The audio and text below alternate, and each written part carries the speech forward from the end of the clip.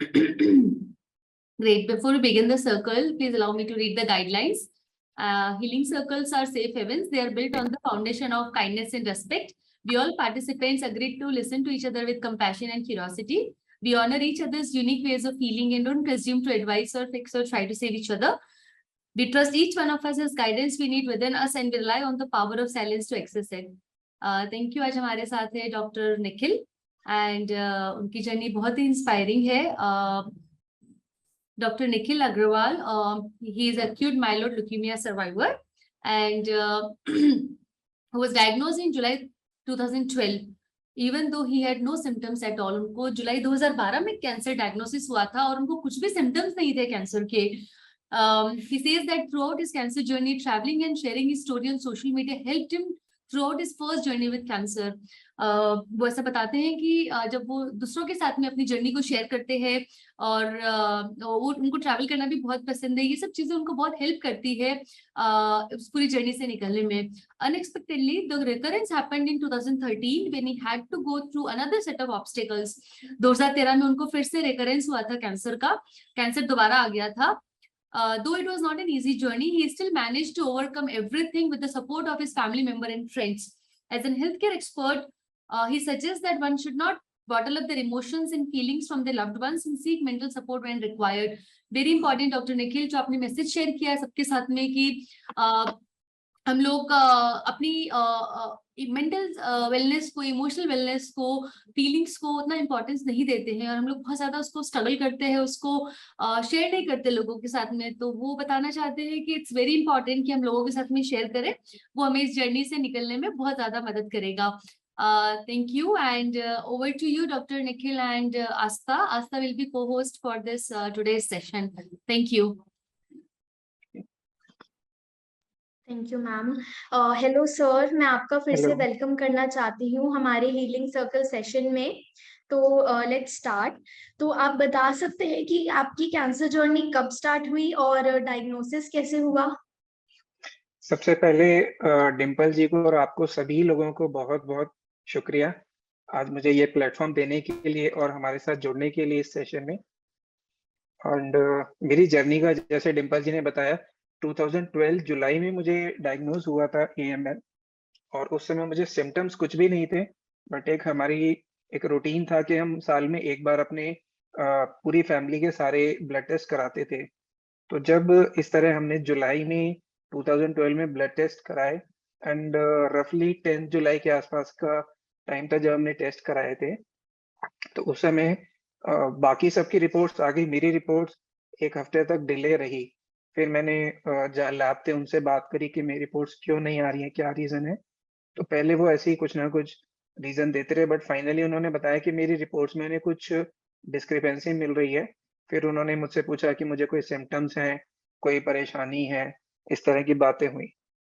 Finally जब मैंने कहा कि मुझे कुछ भी दिक्कत नहीं है, उन्होंने फिर मेरी रिपोर्ट सेंड की और उन्होंने कहा कि हमने 2 बार आपकी रिपोर्ट चेक कर ली है बट फिर भी उसमें कोई एरर दिख रहा है.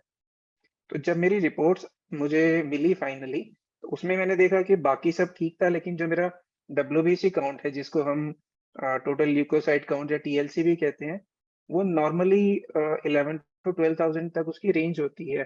किसी लैब में 11, किसी में 12, बट जनरली इस रेंज में.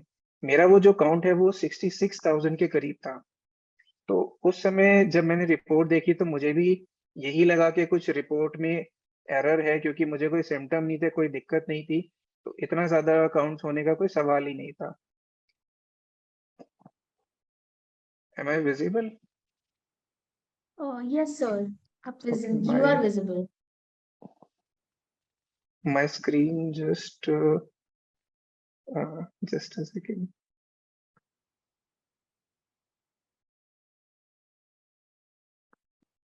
I don't know. नहीं, आपका ऑडियो भी आ रहा है और आपका वीडियो भी आ रहा है. आप Okay. कर सकते हैं, राइट? Okay, so तो जब मेरी रिपोर्ट्स आई, मैंने देखा उसमें WBC काउंट बहुत ज्यादा हाई था. फिर मुझे यही लगा कि उन्होंने इतना टाइम लगाया है, फिर भी गलत रिपोर्ट मिल गई.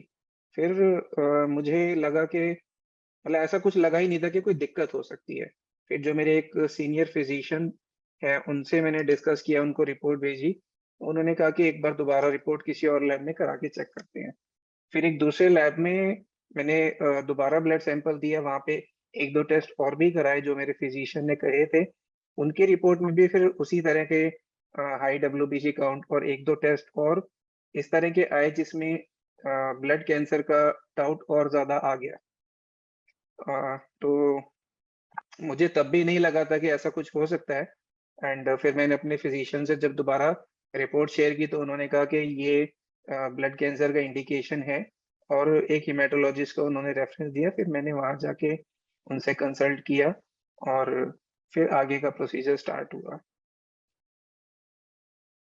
ओके तो सर, जब आपको कैंसर डायग्नोज हुआ तो आपका और आपकी फैमिली का क्या रिएक्शन था?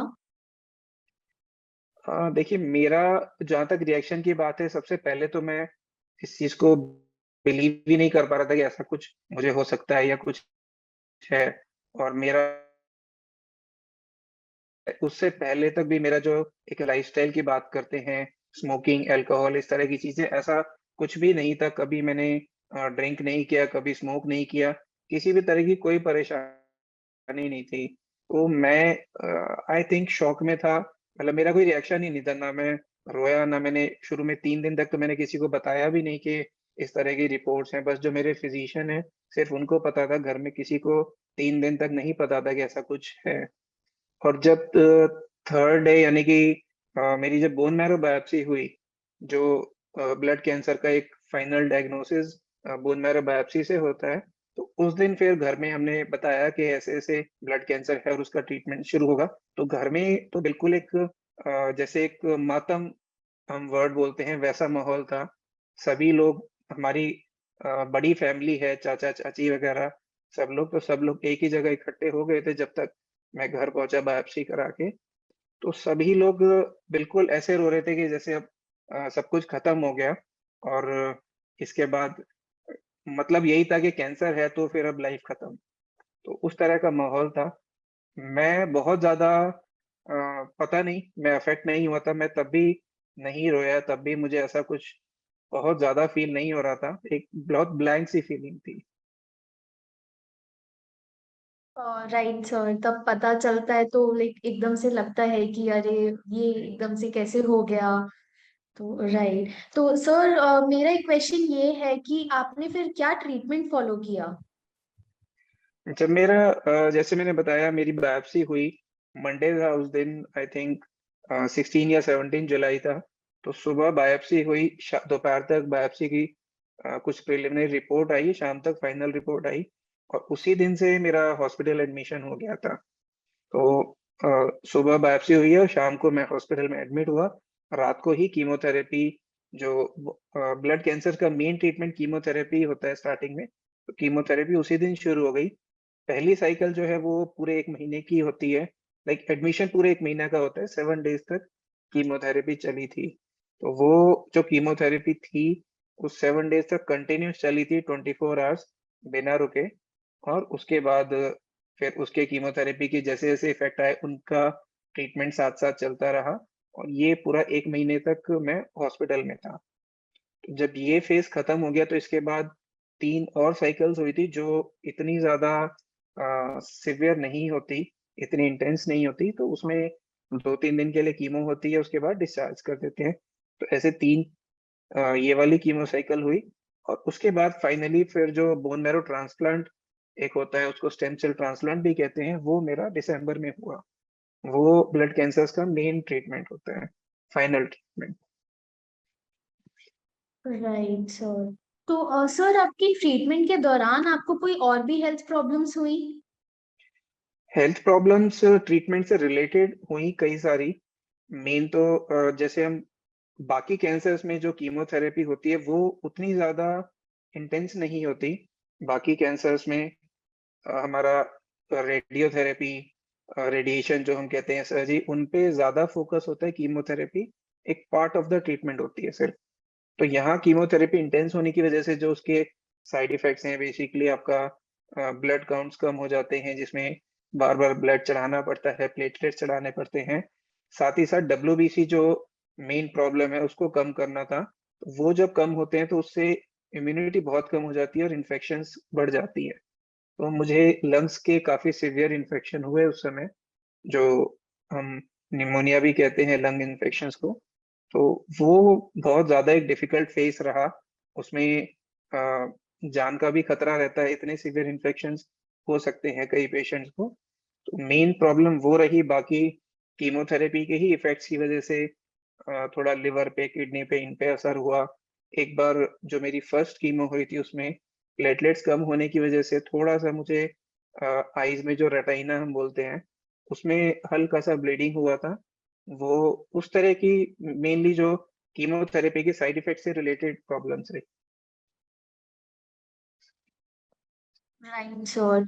तो जैसे कि आपने बताया कि आपने कीमोथेरेपी लिया, तो आपने नॉर्मल अपने मेडिकल ट्रीटमेंट के अलावा कोई ऑल्टरनेट ट्रीटमेंट भी ट्राई किया? ऑल्टरनेट ट्रीटमेंट मैंने कुछ भी ट्राई नहीं किया था। मैंने सिर्फ जो मेडिकल ट्रीटमेंट है उसी पे ही फोकस रखा था, और उसी से ही मेरा सारा ट्रीटमेंट रहा बेसिकली। Okay sir. तो सर ऐसा होता है ना, जब ट्रीटमेंट चल रहा होता है, ऑलरेडी आपको कैंसर डायग्नोज होता है, तो मतलब मेंटली काफी ज्यादा स्ट्रेस आ जाता है, काफी ज्यादा राइट। मतलब अजीब लगता है। तो आपने इतना सारा इमोशनल और मेंटल स्ट्रेस कैसे मैनेज किया अपनी जर्नी के दौरान? देखिए, अगर मैं सही बताऊं तो जैसा स्टार्टिंग में डिम्पल जी ने मेरे इंट्रोडक्शन में बताया, मैंने कहा था कि जो अपनी इमोशंस हैं उनको शेयर करना चाहिए, बॉटल अप करके नहीं रखना चाहिए। मैंने वैसा नहीं किया था, लेकिन वो गलत है, वो नहीं होना चाहिए। मेरा जो मेन चीज थी, जिस तरह से मैं कोप करता था, सबसे इम्पोर्टेंट मुझे कभी भी मरने का डर नहीं था। ना कैंसर से पहले, ना कैंसर के दौरान, ना उसके बाद। मैं इस चीज को समझता था हमेशा से ही कि मरना तो एक ना एक दिन सभी को है। उसमें हम कुछ कर नहीं सकते। जिस दिन मरना होगा उसी दिन मरेंगे। ना उसको हम जल्दी कर सकते हैं, ना उसको हम डिले कर सकते हैं। तो जो चीज हमारे कंट्रोल में ही नहीं है, उसके बारे में सोच के या परेशान होके कोई फायदा नहीं है। इसी तरह से जो ट्रीटमेंट का रिजल्ट है, ट्रीटमेंट लेना है समय पे, सही ट्रीटमेंट लेना है, ये इम्पोर्टेंट है। लेकिन उस ट्रीटमेंट का आगे क्या होगा, सक्सेसफुल होगा, कैंसर जाएगा, नहीं जाएगा, वो सारी चीजें भी हमारे कंट्रोल में नहीं है। तो इन सब चीज़ों के बारे में मैं कभी सोचता ही नहीं था। बहुत कभी-कभार ख़्याल आ गया तो मैं ऐसा नहीं कह सकता, बट ऐसे मैं नॉर्मली नहीं सोचता था। तो उसकी वज़ह से मुझे बहुत ज़्यादा स्ट्रेस नहीं था, पहली चीज़। दूसरा, जितना स्ट्रेस जो एक टेंशन, परेशानी या डर थोड़ा बहुत था भी, उसके लिए मैं कोशिश करता था कि जो चीज़ें मुझे अच्छी लगती थी, उनमें अपने आप को बिज़ी रखता था। ट्रीटमेंट के समय कई साइड इफ़ेक्ट्स होते हैं, तो ऐसा नहीं है कि जो कुछ हमारा मन हो हम सब कुछ कर पाएँ। कई रिस्ट्रिक्शंस भी होती हैं बाहर जाने की, खाने-पीने की, इन्फेक्शन की वज़ह से, तो चीज़ें लिमिट हो जाती हैं। बट फिर भी अगर मुझे थोड़ा इंटरनेट का शौक है, मूवीज़ का शौक है, कुछ गाने सुनने का शौक है, रीडिंग का शौक है, तो वो सब चीज़ें मैं करता रहता था ट्रीटमेंट के दौरान भी, जितना हो सके जब जैसी कंडीशन के हिसाब से। बाकी अ, मुझे ट्रैवलिंग का बहुत शौक है, तो उस समय ट्रैवल नहीं कर सकते थे, लेकिन आजकल इंटरनेट पे, यूट्यूब पे बहुत सारी ट्रैवल वेबसाइट, तो उन सब के तरीके से मैं खुद को बिज़ी रखता था बेसिकली। और एक जो मेरे फिजिशियन हैं, मैंने जिनका सबसे पहले ज़िक्र करा, वो मेरे बहुत ही क्लोज़ हैं, हमारे फैमिली फ्रेंड भी हैं, मेरे मेंटर भी हैं, सारा कुछ उन्हीं से मैंने हिम्मत ली है, उन्हीं से सीखा है। तो कभी-कभी मैं उनसे कुछ चीज़ें अपनी डिस्कस कर लेता था, जब मुझे ज़्यादा लगता था। राइट सर, मतलब आपने बिल्कुल सही बोला है। जो हमारे इमोशंस है, हमें उनको अपने अंदर नहीं रखने चाहिए, एक्सप्रेस करने चाहिए, लोगों के साथ शेयर करने चाहिए। एंड आपने एक और बात बोली कि हमें ये नहीं सोचना चाहिए कि अगर हम ये ट्रीटमेंट ले रहे हैं तो क्या होगा, इसका रिजल्ट कैसा होगा। हमें बस ट्राई करते रहना चाहिए। जितने हम कर सकते हैं अपनी साइड से, हमें उतना करना चाहिए। ये आपने बिल्कुल सही बोला सर। एंड सर, मैं आपसे ये भी पूछना चाहती हूँ कि फिर आपकी जर्नी के दौरान और ऐसी क्या चीजें रही जिनसे आपको सबसे ज्यादा हेल्प मिली? हेल्प के लिए तो सबसे इम्पोर्टेंट जो मेरा सपोर्ट सिस्टम था, वो बहुत ज़्यादा अच्छा था। जो मेरे डॉक्टर्स थे, अगेन जो मेरे फिजिशियन है, उनका तो मैं कहीं भी कोई भी बात होती है सबसे ज़्यादा ज़िक्र उनका ही होता है। दूसरे जो मेरे मेन हेमेटोलॉजिस्ट है डॉक्टर राहुल भार्गव, उनका सपोर्ट भी बहुत ज़्यादा था, बहुत ज़्यादा। वो अपने सभी पेशेंट्स की केयर करते थे। उसके बाद जो हमारी फैमिली है, जैसा मैंने आपको बताया कि काफ़ी बड़ी फैमिली है, बहुत चाचा वगैरह लोग हैं, कज़िन्स हैं, मेरे पेरेंट्स, मेरी सिस्टर, तो सभी लोगों का सपोर्ट बहुत ही ज़्यादा था। मतलब इतना लोगों ने किया कि शायद अगर उनकी जगह मैं होता तो मैं नहीं सोच सकता कि मैं उतना कुछ कर पाता। उन्होंने बहुत हर चीज़ में सपोर्ट किया, हिम्मत रखी, प्लस फाइनेंशियली भी हम लोग अच्छे हैं, तो वो दिक्कत नहीं थी। उसकी वजह से बहुत एक जर्नी में आसानी रही। ये सारी फैसिलिटीज़, ट्रीटमेंट, इन सब चीज़ों के लिए कभी सोचना नहीं पड़ता था, परेशानी नहीं थी। तो बेसिकली जो सारा सपोर्ट स्ट्रक्चर है, वो बहुत अच्छा था। उस समय बहुत ज़्यादा ऐसे कैंसर सपोर्ट ग्रुप्स शायद थे भी नहीं इंडिया में, और मैंने कभी एक्सप्लोर भी नहीं किए थे। बट आज के समय में अगेन वही मैं कहूँगा सबको कि अगर आपका अपना सपोर्ट सिस्टम बहुत अच्छा है, बहुत अच्छी बात है, लेकिन सारी चीज़ें आपके घर के लोग नहीं समझ सकते। ये चीज़ें जो लोग कैंसर से लड़ रहे हैं, जो लड़ चुके हैं, या जो इस फील्ड में थेरेपिस्ट वगैरह हैं, वही लोग प्रॉपर तरीके से समझ सकते हैं। तो ये सपोर्ट ग्रुप्स आज के टाइम में बहुत अच्छी चीज़ है। इसमें लोगों को डायग्नोसिस होने के साथ ही जुड़ जाना चाहिए आइडियली, और बहुत हेल्प मिलती है। छोटे-छोटे ट्रीटमेंट के दौरान भी क्वेश्चंस भी होते हैं, इमोशनल सपोर्ट मिलता है, दूसरों को देख के पता चलता है, दोनों चीज़ें, पॉज़िटिव भी, नेगेटिव भी। सिर्फ़ पॉज़िटिव से तो ज़िंदगी नहीं चलती। तो ऐसा नहीं है कि सिर्फ़ हम पॉज़िटिव देखें कि मैं आज 10 ईयर सर्वाइवर हूँ, ठीक है, अच्छी बात है। लेकिन मुझे भी दिक्कतें आज भी हैं, पहले भी थी। बहुत सारे लोग हैं जिनको काफ़ी ज़्यादा दिक्कतें हैं, मेरे से ज़्यादा परेशानियाँ हैं, लोगों को मैं देखता हूँ। तो दोनों चीज़ें समझना ज़रूरी है कि अच्छा टाइम आएगा, अच्छे की उम्मीद रखना भी ज़रूरी है, लेकिन इसके लिए भी तैयार रहना कि परेशानियाँ आती रहेंगी, तो उनसे कैसे लड़ना है। ये भी नहीं सोचना कि मतलब कई बार ऐसा कई लोग कहते हैं कि कुछ नहीं है, ठीक हो जाएगा, हो जाएगा। तो जो पेशेंट है, जो तकलीफ़ में है, उसको पता है कि कहना आसान है कि ठीक हो जाएगा, लेकिन जो वो भुगत रहा है, वो बड़ा मुश्किल है। तो दूसरे पेशेंट्स को देख के उनकी किस तरह से वो लड़ रहे हैं, किस तरह से बर्दाश्त कर रहे हैं, उससे भी बहुत हिम्मत मिलती है। जी सर, बिल्कुल इनफैक्ट मैं टोटली एग्री करती हूँ जो आपने कैंसर सपोर्ट ग्रुप्स वाली भी बात बोली है। लाइक हमारा ये प्लेटफॉर्म है हीलिंग सर्कल, तो सर यहाँ पेशेंट्स, केयर गिवर, सर्वाइवर सब अपनी स्टोरी शेयर करते हैं, सब एक साथ एक प्लेटफॉर्म पे आते हैं, तो वो कितना ज्यादा हेल्पफुल होता है, राइट? मतलब जी, उनको कितना ज्यादा सपोर्ट मिलता है, उन्हें पता चलता है कि अच्छा जो मुझे प्रॉब्लम हो रही है वो किसी और को भी हो रही है, तो राइट, उससे इमोशनल मतलब सपोर्ट भी बहुत बिल्डअप होता है। राइट। ऐसा नहीं लगता है कि आप अकेले हो, या ऐसे नहीं फील होता है कि मेरे साथ ऐसा क्यों हो रहा है। So support groups are very very helpful.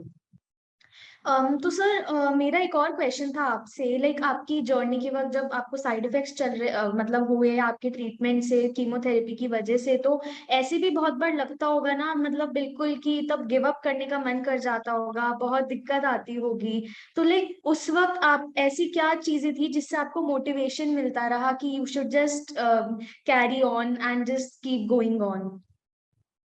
देखिए, मैं बिल्कुल ऑनेस्टली कहूँ, जब मुझे फर्स्ट टाइम कैंसर हुआ, तब ऐसा मोमेंट मुझे एक बार भी नहीं आया कि मुझे लगे कि गिव अप करना है या कुछ है। बहुत परेशानी थी, ऐसा नहीं है। मैंने जैसे बताया, फर्स्ट टाइम मेरा एडमिशन जो था वो 1 महीने के लिए था। तो उसमें सभी तरह के साइड इफ़ेक्ट्स आए कीमोथेरेपी के, और नीडल्स इतनी ज़्यादा लगती थी, मतलब रफ़ली मैंने अंदाज़ा लगाया था कि 30 दिन के एडमिशन में 60-70 बार, कभी ब्लड सैंपल के लिए, कभी कुछ इंजेक्शंस के लिए, कभी कुछ ना कुछ करके नीडल्स लगी। तो बहुत परेशानियाँ रहीं। बाद में भी फिर जो और कीमोथेरेपी, और सबसे ज़्यादा जो ट्रांसप्लांट होता है, तो ट्रांसप्लांट बहुत ही एक अ, तकलीफ वाला प्रोसीजर है। ज़रूरी है ट्रीटमेंट के लिए, लेकिन उसमें करीब 15 दिन के लिए बिल्कुल आइसोलेशन रूम में रखते हैं, जैसा अभी हमने कोविड में लोगों का देखा था, सुना था कि आइसोलेशन रूम में रखते हैं, किसी से मिल नहीं सकते, वीडियो कॉल के वगैरह से आप बात कर सकते हैं। तो ट्रांसप्लांट में भी काफ़ी ऐसा सही रहता है। मैं 15 दिन जो आइसोलेशन रूम में था, सिर्फ शाम को 10-15 मिनट का टाइम होता था, जिस समय पेरेंट्स वगैरह लोग आके मिल सकते थे। उसके लिए भी उनको पूरा ड्रेस चेंज करके आना होता था, हॉस्पिटल गाउन्स वगैरह लगा पहन के।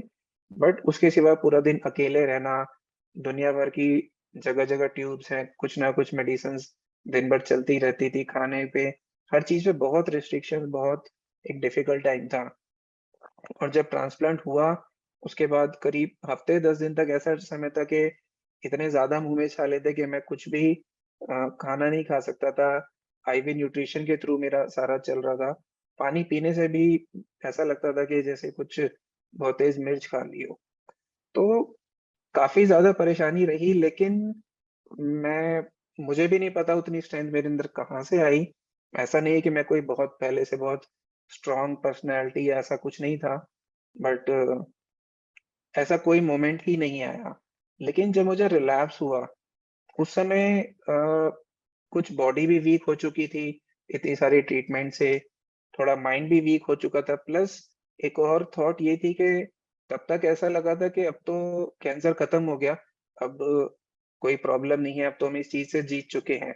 लेकिन फिर सडनली रिलैप्स हो गया ट्रांसप्लांट के करीब 10 मंथ्स के बाद ही, और उस समय भी मुझे कोई सिम्पटम्स नहीं थे।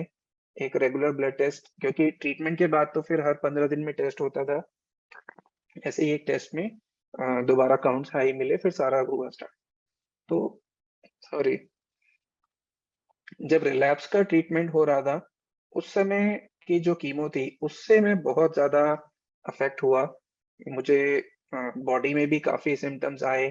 मेरा कलर जो है बिल्कुल डार्क हो गया था, मतलब अ, जैसे बिल्कुल हम कहीं देखते हैं मूवीज़ वगैरह के अफ्रीकन लोग होते हैं, बिल्कुल अ, मेरा फेस, पूरी बॉडी एकदम डार्क ब्लैक हो गई थी, बहुत ज़्यादा वीक, करीब 10 किलो वेट लॉस हो गया था। तो उस समय की कीमो से मैं बहुत अफ़ेक्ट हुआ मेंटली भी, और करीब-करीब हॉस्पिटल में जब मैं एडमिट था, 1 हफ्ते का समय ऐसा था कि मैं बिल्कुल भी नहीं सो पाता था, पूरी-पूरी रात मैं जागा रहता था। लेकिन अगेन जैसा मैंने बताया कि मैं थोड़ा ज़्यादा ही इंट्रोवर्ट टाइप का हूँ, मैंने किसी को ये सब ना बताया, ना डिस्कस किया। फिर जब हफ्ता भर ऐसा हो गया, तो मैंने अपने सिर्फ़ जो डॉक्टर हैं उनको बताया, और उन्होंने फिर एक स्लीप थेरेपी डिपार्टमेंट था हॉस्पिटल में, वहाँ से एक थेरेपिस्ट को बुलाया उन्होंने, कुछ स्लीप स्टोरीज़ वगैरह होती हैं, उन सब से मुझे हेल्प की, तब मुझे जाके नींद आई हफ्ते भर बाद। तो ये चीज़ मेरी पता नहीं मैं इसको स्ट्रॉन्ग पॉइंट कहूँ या अपनी वीकनेस कहूँ, लेकिन मैं किसी से शेयर नहीं करता था। मुझे ये लगता था कि अगर मैं अपने पेरेंट्स को, कज़िन्स को, किसी को भी बताऊँगा, तो वो लोग ऑलरेडी बहुत परेशान हैं, और वो लोग इसमें कुछ कर भी नहीं पाएँगे अल्टीमेटली। जो कुछ करना है या तो मुझे करना है या डॉक्टर्स को करना है, तो मैं किसी को कुछ शेयर नहीं करता था ये चीज़ें। तो वो एक पॉइंट ऐसा था जब मैं अगेन ऐसा नहीं कहूँगा कि मैं गिव अप करना चाहता था, बट मैं बहुत ज़्यादा परेशान हो गया था। तो बस वो जब वो स्लीप थेरेपिस्ट ने हेल्प किया, जो मेरे डॉक्टर्स थे उन्होंने काफ़ी हेल्प किया, तो उन सब चीज़ों से चीज़ें ठीक होने लगी। और अगेन जो मुझे ट्रैवलिंग का शौक है, तो कीमोथेरेपी खत्म होते ही फिर मैं आगे का मेरा ट्रीटमेंट वेल्लोर में हुआ था, जो साउथ में है। तो वहीं पे मैंने साथ में 3-4 दिन का पौंडीचेरी का एक ट्रिप बनाया, तो वहाँ हम गए, तो उसके बाद मुझे काफ़ी अ, बेटर फ़ील हुआ। जी सर, बिल्कुल मतलब अगर हमें ऐसा लगता है कि मतलब बहुत ज़्यादा एक्सर्शन लगता है, बिल्कुल मन करता है कि मतलब बहुत ज़्यादा परेशान हो जाते हैं, मन करता है कि गिव अप करें, तो उस वक़्त ज़रूर कोई ऐसी एक्टिविटी करनी चाहिए। जैसे कि आपको ट्रैवलिंग इतनी पसंद है, आप हुँ। ट्रैवलिंग के लिए गए, तो वो काफ़ी हेल्पफुल रहा, तो वो काफ़ी अच्छी चीज़ होती है करनी। कोई एक्स्ट्रा कोई एक्टिविटी करना जिससे कि आपका माइंड डाइवर्ट हो, जिससे आपका मन अच्छा रहे। Right sir. तो सर मैं आपसे पूछना चाहती हूँ कि आपने अपने ट्रीटमेंट के दौरान और ट्रीटमेंट के बाद ऐसे क्या लाइफस्टाइल चेंजेस थे जो आपने रूटीन में लिए? लाइफ़स्टाइल चेंजेज़ मैंने काफी सारे किए एंड बहुत कुछ स्पेशल नहीं, लेकिन जो एक बेसिक चीजें हैं जो हम हमेशा से ही फॉलो करते आए हैं, जो हमारा एक घरों का सिस्टम है कि घर का सिंपल खाना खाना और फल सब्जियों पे ज्यादा फोकस रखना, प्लस जो पानी है वो साफ होना चाहिए, बहुत जरूरी है कैंसर ट्रीटमेंट में पेशेंट्स के लिए। और वो एक एडिक्वेट अमाउंट में, जो करीब 2-3 लीटर हम रिकमेंड करते हैं सबको। तो साफ खाना, प्रोटीन की अमाउंट अच्छी रखना, प्लस रेगुलर एक्सरसाइज, ये बहुत जरूरी है। वो मेरा सिस्टम रहा है हमेशा से कि ज्यादा कुछ नहीं, लेकिन नॉर्मल वॉक, आधा घंटा डेली वॉक करना। वॉक का मेरे जो डॉक्टर राहुल थे, उन्होंने भी बहुत ज्यादा उस पर फोकस करा जब मेरा ट्रीटमेंट भी चल रहा था। जैसे मैंने आपको बताया, स्टार्टिंग में 7 डेज तक कंटिन्यूस जब कीमो चल रही थी, तो उस समय भी जो कीमो का स्टैंड था वो व्हील्स वाला था। तो मुझे वो रोज जब भी आते टोकते थे, जब भी मैं रूम में बैठा दिखता था तो बोले बाहर कॉरिडोर में आओ और वॉक करो। तो वो चीज मैं बाद में भी करता रहा, डेली वॉक, एक्सरसाइज, खाना पीना अच्छा रखना, प्लस फिजिकल के साथ साथ मेंटल एक हेल्थ के लिए मेडिटेशन मैं दिन में एक बार तो करता ही हूँ। कभी कभी दिन में भी अगर कभी हेडेक है या कभी परेशानी सी लग रही है तो 10-15 मिनट में मेडिटेशन अभी भी करता हूँ। और इसके साथ अगेन वही चीज के, जो चीजें आपको अच्छी लगती हैं, जिन चीजों से आपको खुशी मिलती है, चाहे वो कुछ भी हो, जो रिस्ट्रिक्शंस हैं मेडिकली, उनका ध्यान रखना जरूरी है, लेकिन उसका ध्यान रखते हुए बहुत सारी चीजें हैं जो हम कर सकते हैं, घर में भी और घर के बाहर भी। वो जितना आप करते रहेंगे, उतना ज्यादा अगर माइंड खुश रहेगा तो ट्रीटमेंट, एक ऐसा हम कहते हैं कि ट्रीटमेंट लग रहा है हमें, तो इलाज अच्छा लगेगा, उसका असर अच्छा होगा, उसकी कॉम्प्लिकेशंस कम होंगी। और जो होंगी भी, जब अगर हमारा मन दुखी होगा तो थोड़ी सी भी अगर हमें नौजिया, जरा सा नौजिया हुआ तो भी हम परेशान हो जाएंगे। लेकिन अगर हमारा मन खुश है और उस समय हमें कुछ तकलीफें होती भी हैं तो उतना ज्यादा वो परेशान नहीं करती। तो ये चीजों का ध्यान रखना जरूरी है। साथ ही साथ इनिशियली जब ट्रीटमेंट होता है उसके कुछ सालों में बहुत सारी मेडिसिन बाद में भी लेनी पड़ती हैं, बहुत सारी चीजों का ध्यान रखना पड़ता है। तो वो सब के लिए मेंटली स्ट्रांग और स्टेबल होना बहुत जरूरी है। अगर हम हर समय परेशानी में रहें, सोचते रहें कि अब क्या होगा, ऐसा होगा वैसा होगा, दूसरों का कुछ नेगेटिव देख के ख्याल आएगा, लेकिन उस ख्याल में नहीं रहें, उससे निकलें और अपनी लाइफ को फिर एंजॉय करें, तो वो सारी चीजें मैनेज करना बहुत बेटर हो जाता है। अब मैं बहुत कॉमनली एक चीज होती है, जैसे किसी का भी डायग्नोज होता है कैंसर, मुझसे बहुत लोगों की बातें होती हैं, तो वो डायग्नोसिस में शुरू में ही रिलैप्स के बारे में पूछने लगते हैं कि सर रिलैप्स का कितना चांस है, रिलैप्स हो जाएगा तो क्या करें।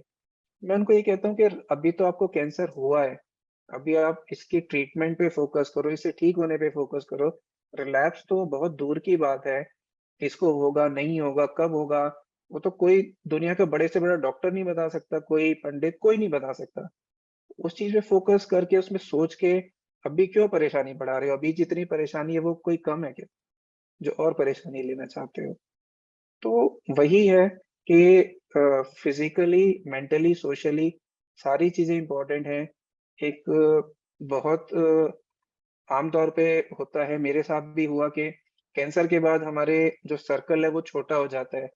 बहुत सारे फ्रेंड्स हैं, रिलेटिव्स भी हैं, वो कुछ कनेक्शन तोड़ देते हैं, कुछ से टूट जाते हैं, बहुत सारी चीजें हैं। तो उससे भी परेशानी होती है और ऑब्वियस है परेशानी होगी, लेकिन इतना परेशान ना हो कि अपनी लाइफ को ही जीना छोड़ दें। अकेले भी बहुत कुछ सब कुछ कर सकते हैं। तो जो भी कुछ अगेन अच्छा लगता है वो करते रहो। मेरा जैसे मैंने बताया, जब मुझे रिलैप्स हो गया था 2013 में, तो दिसंबर 2013 में मेरा रिलैप्स का ट्रीटमेंट हुआ।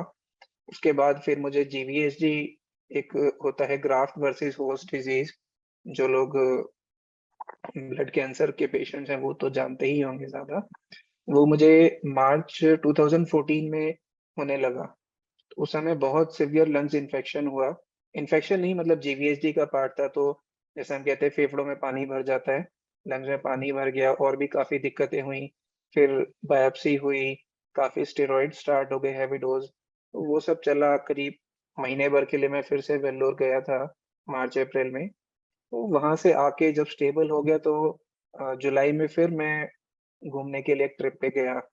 तो ये है कि तकलीफें तो होती रहेंगी, आज भी होती है, आगे भी होंगी, लेकिन जिस समय तकलीफ नहीं है उस टाइम को यूटिलाइज करो अच्छे से, उसको खराब मत करो। ये मेरा हमेशा यही रहा है कंसेप्ट।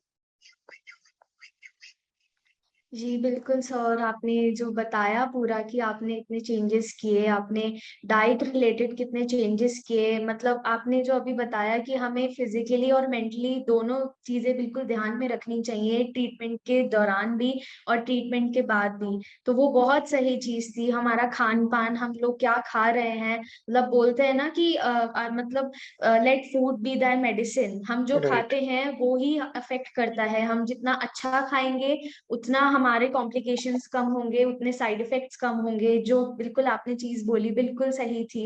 और इन्हीं सब चीजों पे हमारी ऑर्गेनाइजेशन भी फोकस करती है, diet related, anti cancer diets, ठीक है, जितनी भी फिजिकल आपकी वेलबींग है, आपकी मेंटल जो वेलबींग है उस पे भी फोकस करती है। तो इन सब चीजों का सबसे ज्यादा ध्यान रखना चाहिए। So thank you so much, आप इतना सब कुछ शेयर कर रहे हैं सर। इस चीज में एक मैं डाइट के बारे में एक चीज ऐड करना चाहूंगा। आजकल ये भी बड़ा एक खराब ट्रेंड हो गया है कि लोगों ने फैलाना शुरू कर दिया कि आपको कैंसर है तो आप दूध पीना छोड़ दो, चीनी खाना छोड़ दो। ये इस तरह की बहुत सारी चीजें आने लगी हैं। तो ये सब चीजें भी गलत है। ऐसा नहीं है कि चीनी खाने से या दूध पीने से किसी को कैंसर होगा, या कैंसर हो गया है तो चीनी या दूध से कोई नुकसान नहीं है, अगर आप उसको लिमिट में ले रहे हैं।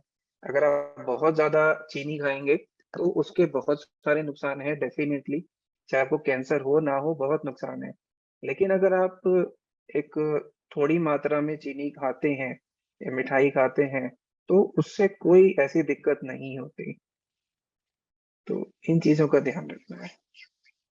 जी सर बिल्कुल, मतलब हम जो भी खा रहे हैं जरूरी नहीं है कि हमें सब कुछ रिस्ट्रिक्ट करना है। राइट। जो भी खा रहे हैं लिमिट में खाएं, टेस्टी हो और हेल्दी भी हो, वो ही राइट। मेन ट्रीटमेंट के हमें ध्यान रखना चाहिए।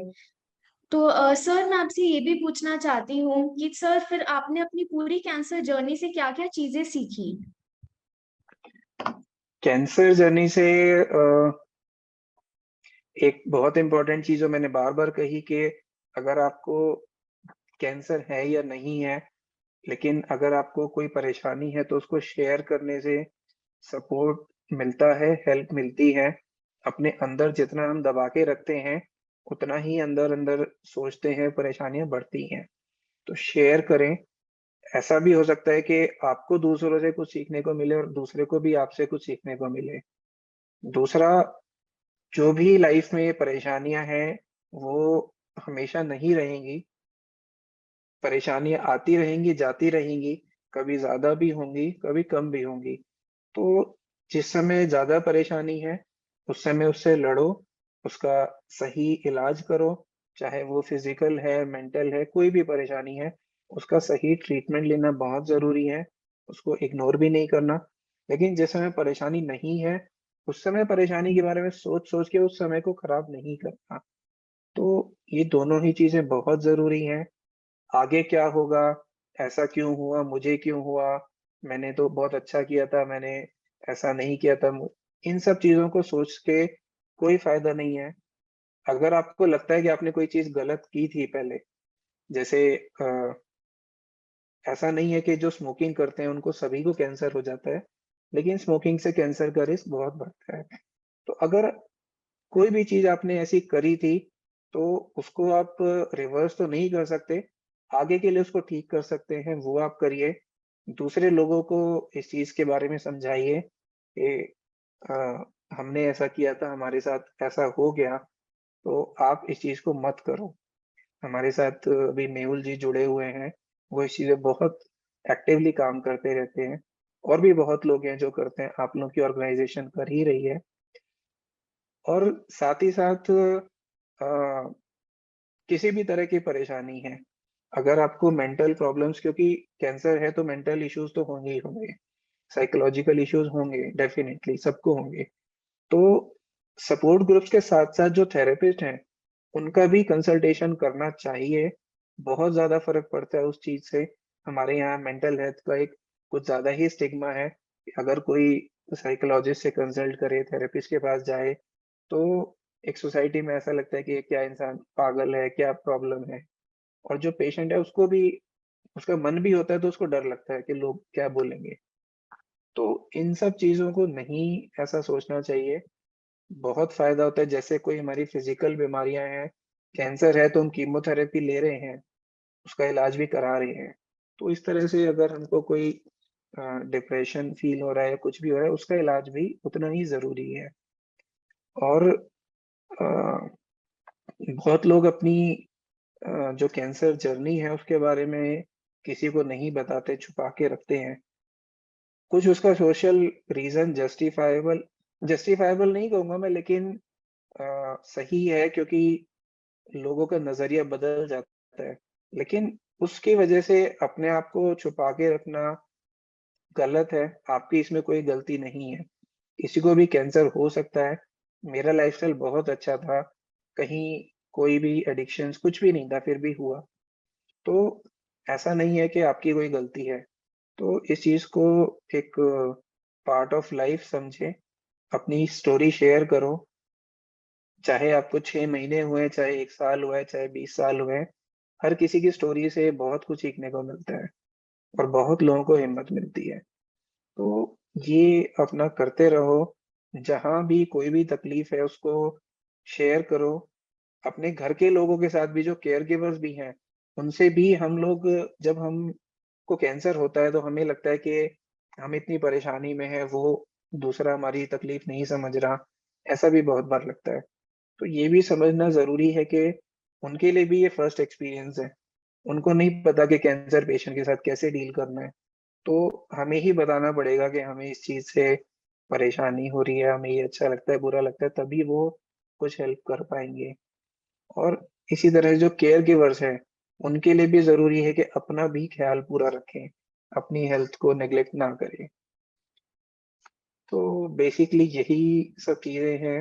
और कैंसर के साथ साथ जो, अगर किसी को पहले से कोई और परेशानी है या बाद में आ जाती है, डायबिटीज है, बीपी है, कुछ भी है, उन चीजों का भी उतना ही ध्यान रखना जरूरी है। ऐसा नहीं है कि कैंसर हो गया तो कैंसर पे ही ध्यान रखें, उन चीजों को साइड लाइन नहीं कर सकते।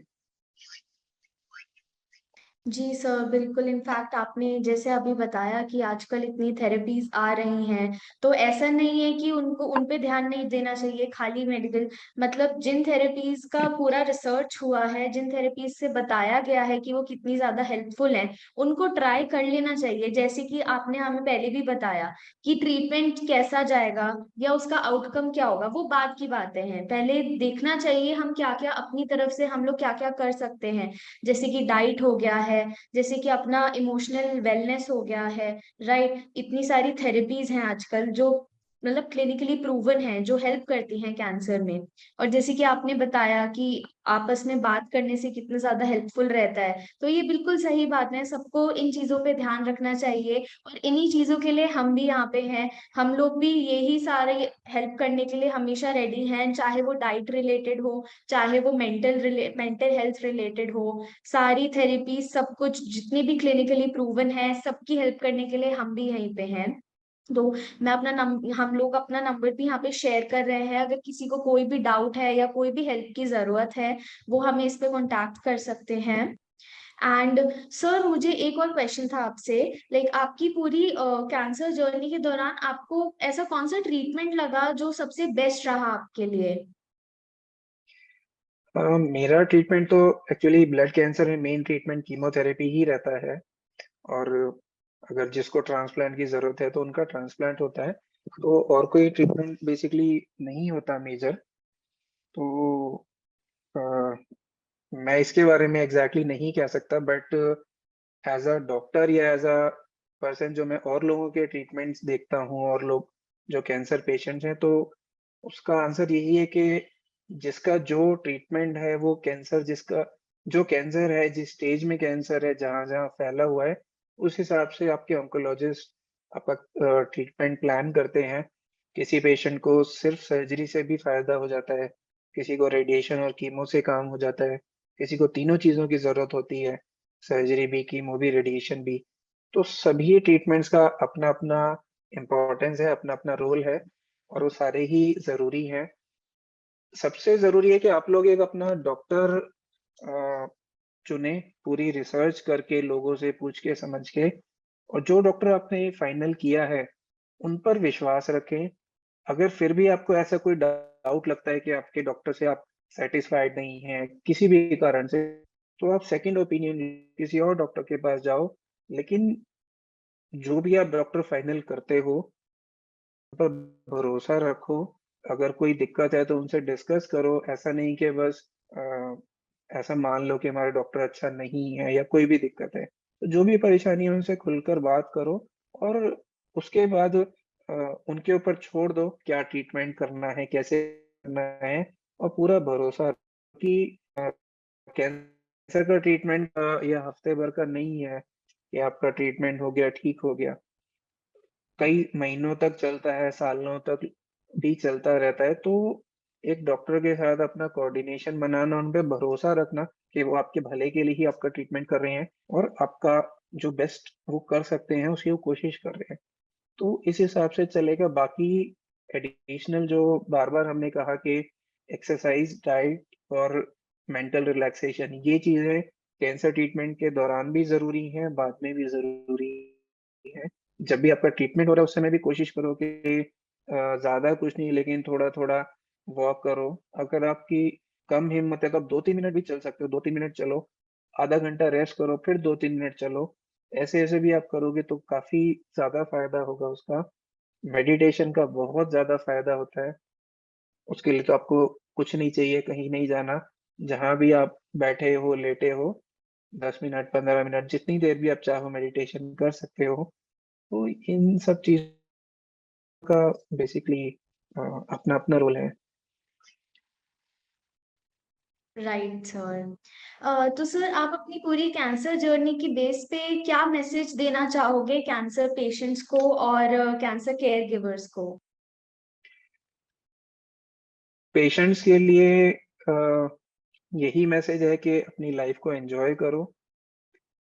कैंसर के बाद लाइफ बिल्कुल नॉर्मल नहीं रहती है, लेकिन बहुत खराब भी नहीं होती, और उसको हम और अच्छा बना सकते हैं, उसकी कोशिश करते रहो बनाने की। मुझे कैंसर के बाद काफ़ी सारी दिक्कतें हुई हैं। मुझे करीब 4 साल तक मैंने डेली स्टेरॉइड्स लिए थे रिलैप्स के बाद। उसकी वजह से दोनों आँखों में कैटरैक्ट हो गया था। तो 2016 में दोनों आँखों का कैटरैक्ट की सर्जरी हुई। उसके बाद 2017 में मुझे एवीएन हो गया था, हिप का, जो आर्थराइटिस का एक फॉर्म होता है स्टेरॉइड की वजह से। तो हिप रिप्लेसमेंट सर्जरी हुई 2018 में। उसके बाद मुझे लंग्स की प्रॉब्लम है, जब मैंने आपको बताया मार्च 2014 से, वो अभी भी है। आज भी मेरी जो लंग्स की कैपेसिटी है करीब 50-55% है नॉर्मल से। तो लंग्स इन्फेक्शंस मुझे बार-बार, साल में कम से कम 3-4 बार, 5 बार लंग्स के इन्फेक्शंस हो जाते हैं, और 1 बार या 2 बार हर साल एडमिट भी होना पड़ता है। करीब कभी हफ्ते, कभी 10 दिन। अभी भी मैं मार्च में 5-6 दिन के लिए एडमिट हुआ था।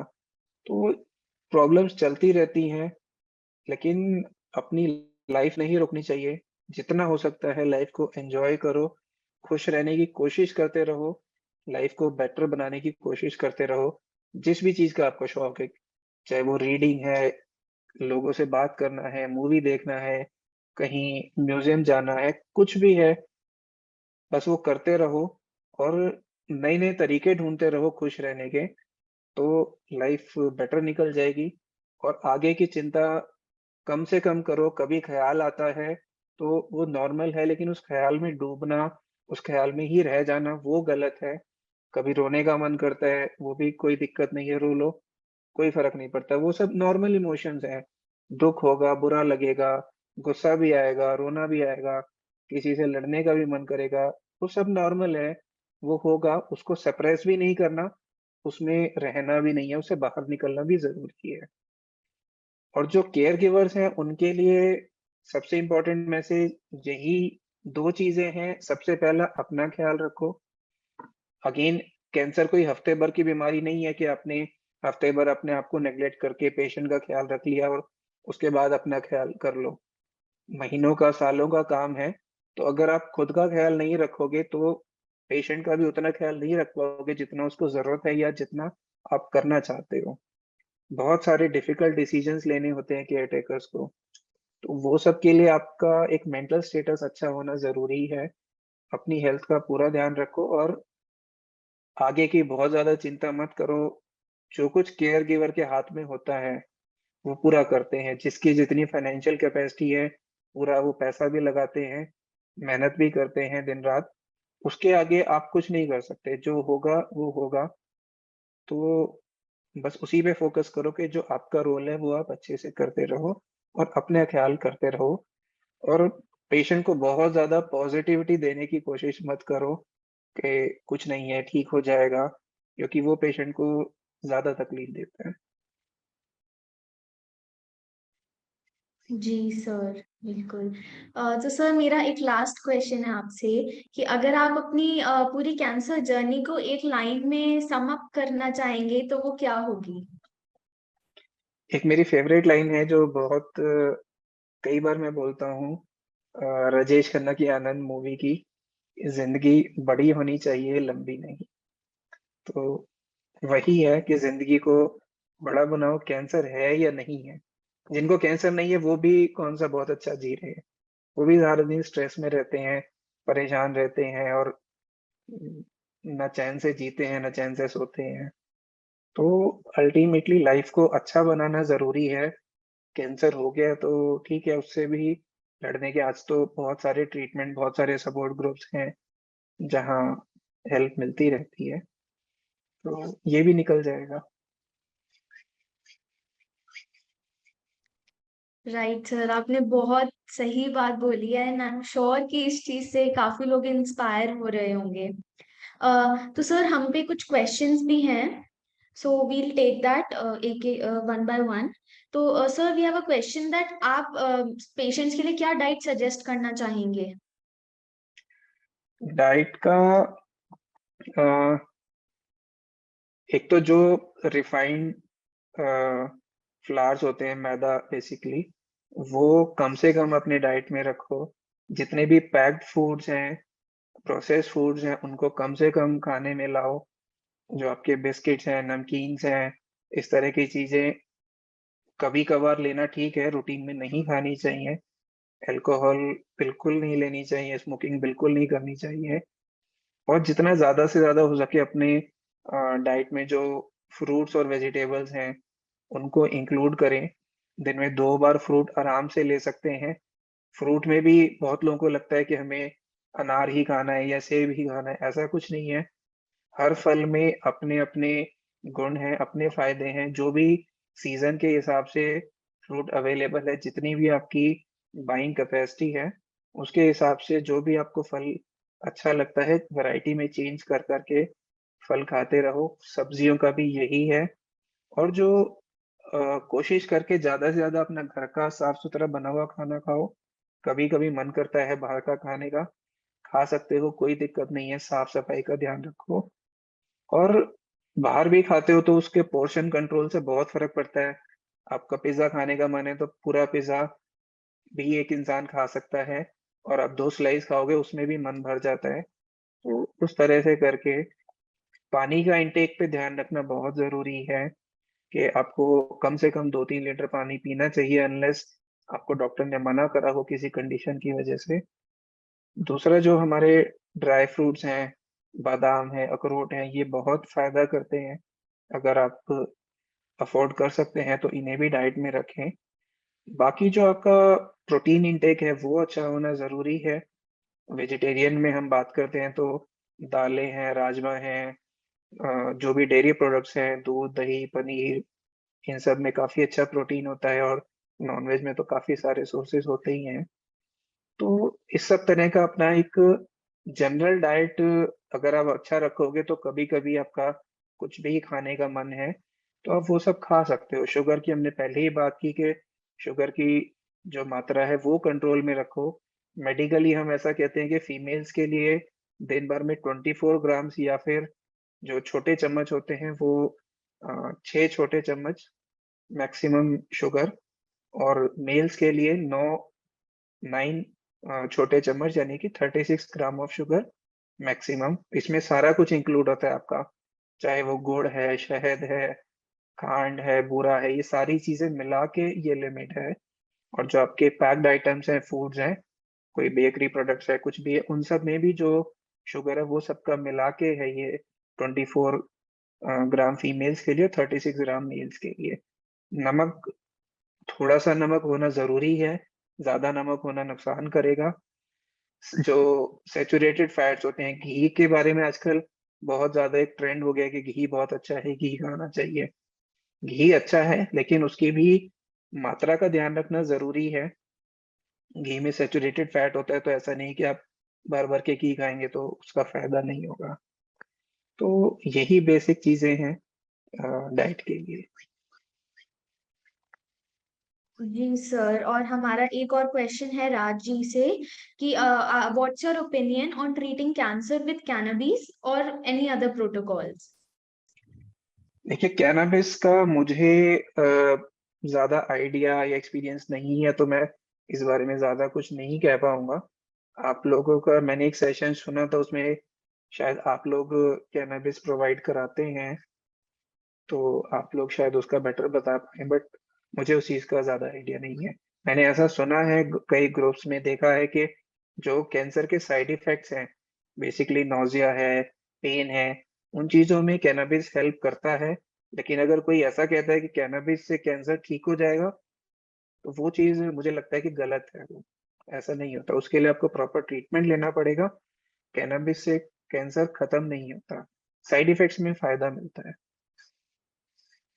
जी सर, बिल्कुल एग्जैक्टली मतलब भले ही वो आपका कैंसर ठीक ना करे, पर आपके जो साइड इफेक्ट्स हैं उसमें बहुत हेल्प करता है। स्पेशली पेन इतना होता है कैंसर की ट्रीटमेंट के साइड इफेक्ट्स की वजह से, जो पेन होता है, जो नौजिया, वॉमिटिंग सेंसेशंस होती हैं, या जो भूख कम लगती है, एपेटाइट लो होती है, वो उसमें काफी हेल्प करता है। इनफैक्ट हमने देखा है काफी सारे स्टेज 4 पेशेंट्स को क्योर होते हुए, तो वो उसमें काफी हेल्पफुल होता है। मतलब भले ही कैसा भी हो, ट्राई तो करना ही चाहिए, क्योंकि इतने एविडेंसेस हैं, इतनी स्टडीज हैं।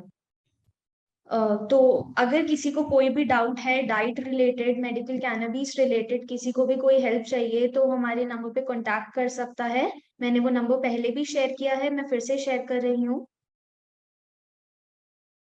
एंड सर, आपका सेशन भी है 6 o'clock तक, सो मेड श्योर। तो सर, मैं आपका फिर से थैंक यू करना चाहूंगी। आपने अपना टाइम निकाल के यहाँ पे अपनी जर्नी पूरी शेयर करी हम लोगों से, हम अपनी पूरी अपनी जर्नी बताई, हम लोग को इंस्पायर किया, वो काफी हेल्पफुल था। मुझे यकीन है कि इससे कई कैंसर पेशेंट्स की मदद हुई होगी, उनको गाइडेंस भी मिली होगी। यही बात है इन हीलिंग सर्कल्स की, सब लोग एक प्लेटफॉर्म पे आते हैं, अपनी जर्नी शेयर करते हैं और बताते हैं कि उनकी जर्नी कैसी रही, सबको काफी हेल्प मिलती है। तो thank you so much sir, once again. Thank you so much मुझे ये मौका देने के लिए। मुझे याद है 2020 में भी मेरी एक बार डिम्पल जी से बात हुई थी, जब इन्होंने मुझे कहा था सेशन में आने के लिए, बट उस समय मैं कुछ अपनी पर्सनल इश्यूज में थोड़ा बिजी था और मैं नहीं कर पाया था। तो मैं बहुत ज़्यादा सेशंस में विजिबली नहीं दिखता हूँ, बट मैं आप लोगों के सेशंस यूट्यूब पे और फेसबुक पे देखता रहता हूँ, तो बहुत अच्छा काम कर रहे हैं आप लोग। एंड जो लोग हमारे साथ आज सेशन में जुड़े, उनका भी बहुत बहुत धन्यवाद। एंड आई होप कि मैं अ, इस सेशन से शायद किसी को कुछ थोड़ा बहुत भी अगर बेनिफिट करा पाया, तो that is very good for me. Thank you. Thank you, Dr. Nikhil. Appreciate your time and thank you for sharing such a wonderful journey. I'm sure काफी लोगों को इससे inspiration मिलेगी. It's a pleasure to host you. Our journey started in 2020, but I'm sure it's gonna be forever with each other. and it's a long journey, and we have a lot to do for. So definitely together we can make it happen. So thanks to everybody who joined today, and we wish everyone a good health and a happier life. Thank you. Yeah. Thank you. Thanks, Asta. Thanks, Dr. Nikhil. Thanks, everyone. Thank you, everyone. Thank you, everyone. Thank you, sir.